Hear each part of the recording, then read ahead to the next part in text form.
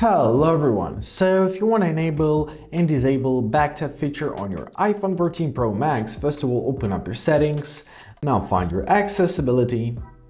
In your accessibility, you're to find your touch. Here it is. Now scroll down to your backtap. Here's your backtap. And now you're to choose. So press double tap.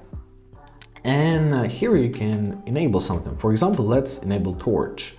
And for the triple tap, let's enable, let it be a screenshot. Now let's try it out. So let's make a double tap. And as you see, our torch just worked. To disable it, make a double tap again. Now let's check out a triple tap. And the screenshot was made as well.